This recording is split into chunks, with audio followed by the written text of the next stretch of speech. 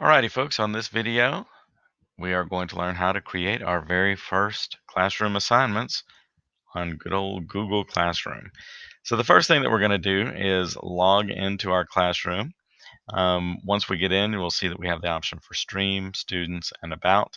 Remember that students was how you add students to your classroom. About is where you can upload information like your syllabus or add a co-teacher. But now we're going to focus on the stream portion, which is really the meat and potatoes of your Google Classroom. Think of it as the Facebook page for your class, and it's going to be where all the assignments and announcements and everything come through right here on this feed. So the first thing that we're going to do is hover over the plus button. You'll see that we've got several options, but what we want to focus on right now is creating an assignment. It's the little clipboard button. When I click there, the first thing that it's going to ask me to do is make a title. I'm going to say mitosis video and notes. And our instructions, please take notes. Video below. Use the KWL chart provided, and we should be good to go. Now, before we assign this, we're going to have to attach our video and the place for the students to actually take the notes. But before we do that, we're going to set a due date.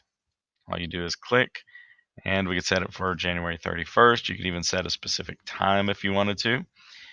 And under topic, this is very important. Please don't leave this off. This will help you out later on. You can create a new topic. There were standards on mitosis. Every activity that you do, every assignment that you give that falls under the topic of mitosis standards will be grouped together. So imagine how much easier that will make your life when you're ready to assess student mastery if you have all of those grouped by topic. So think about that when you are creating your assignments. So we've got our title, we've got our instructions, we've got our due date, we've also got a topic that it's tied to. Now we've got an option, or we've got several options. We can attach files from our local computer, like the desktop of your computer or the hard drive of the computer you're working on. You can attach a Google document that you've already pre-created. You can attach a YouTube video by clicking on this link, or you can attach a link to the World Wide Web with this button. In this particular case, again, we're looking for a mitosis video, so we're going to go to YouTube. Type in mitosis, and you'll see that there are dozens upon dozens of different videos. But let's say that we've pre-screened these and that this is the winner. We're going to click add, and now it's right here a part of our assignment. And now we need that KWL chart. Now, if you have upper kids or kids that are comfortable using Google Docs to respond, then they can create their own. What we want to do, though, is take that out of the picture, make things as easy as possible so that they can get to the real work at hand. So we're going to attach a Google Doc that we've pre-created.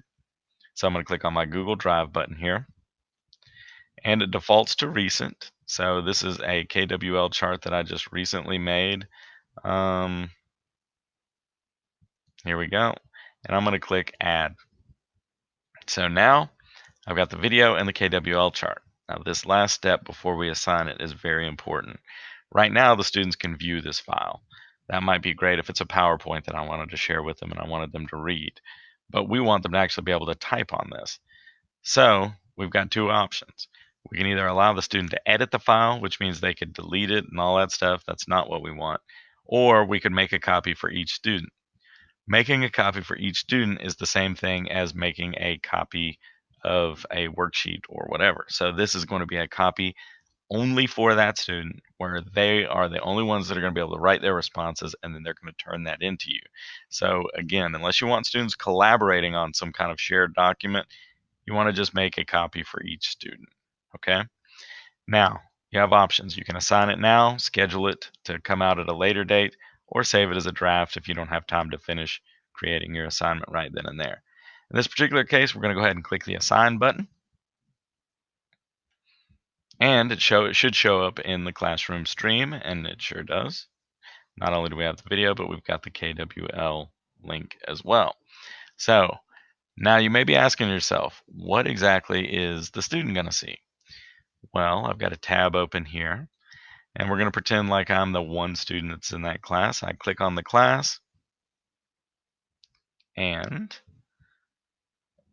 it took a second to update, but now it says the stream was updated. I'm going to click show, and sure enough, here is my assignment. Now you'll notice it looks a little different. It has not done here, which means that I haven't turned anything in, which obviously I haven't. It shows me what standards or topic it's related to. I see the video, but I don't see the KWL chart. Well, getting to that chart is actually as simple as clicking the open button. This opens the assignment. The kids can read the instructions that you've provided. They've got the video that they can click on. They can watch the video.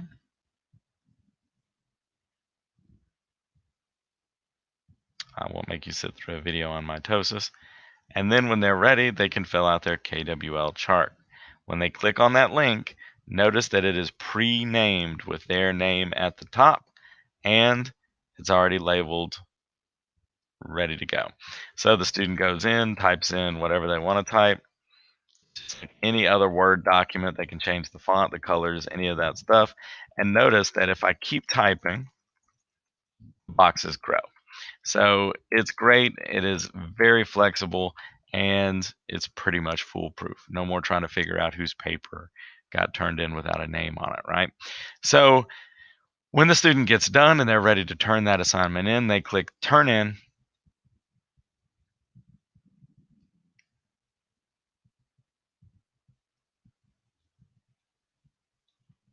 And then it'll say, "Are you sure?"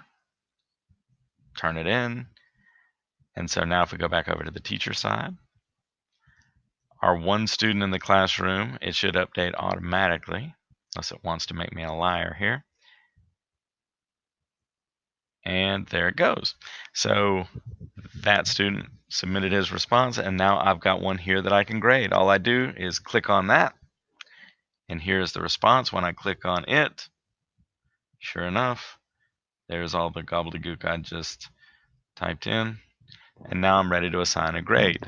Now, grading is a pretty simple process. It defaults to 100 points. In this particular case, I can say I want it to be ungraded, or since this was a pretty easy little activity, I'm going to make this a 10-pointer. It asks me if I want to update the grading scale. Absolutely. So now it's a 10-point grade. I have one response turned in, and I'm ready to add a grade. Give him a 10 out of 10. Saves it, but it says not returned.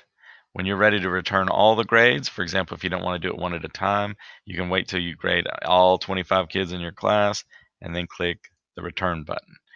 It double checks. Are you sure you want to return it to that one student? Yes, and if you want to, you can add commentary like great job. Click return. And if we go back over to our student side, it updated before I could even drag it over. The kid sees that they have a 10 out of 10, that the assignment has been returned, and they're ready to go. Now, if that kid had gotten a 2 out of 10, they could actually resubmit the assignment, and if the teacher chose to do so, they could reassess the grade. So instead of a 2 out of 10, I give them an 8 out of 10. But that's how the process works. And you can see when we go back over here to our main class, this is the teacher side now. We've gone from one student in the not done category to the done category. And after we grade it and return it, it shows up in the returned category. So imagine how easy that would be to keep track of all your students in your class. Those two that hadn't done it, you click on that button, you see their names, you can follow up with them. Maybe they were absent or just forgot to hit submit. But that's the way it works. So that is how you create your assignments.